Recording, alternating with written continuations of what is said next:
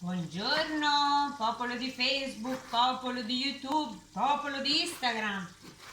Stamattina, 24 dicembre 2018, la cuccagna c'è, cucina, non è al lavoro e si dà alla cucina. Allora, tradizioni romagnole, tradizioni napoletane, perché Filippo è napoletano, allora per domani le verdure devono essere rigorosamente alla napoletana.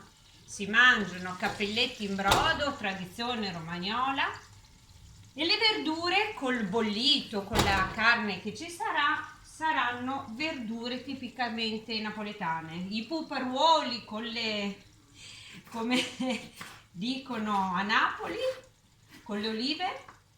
Ho preso le olive taggiasche perché alla Ciandra piacciono le olive taggiasche, a Cristian anche, a lui piace tutto.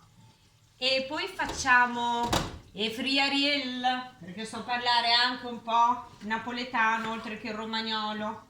Sono come mio babbo, oriunda, perché noi Cuccagna siamo poliglotti, oltre che oriundi. Comunque questi peperoni dovranno cucinare 3-4 ore a fuoco lentissimo.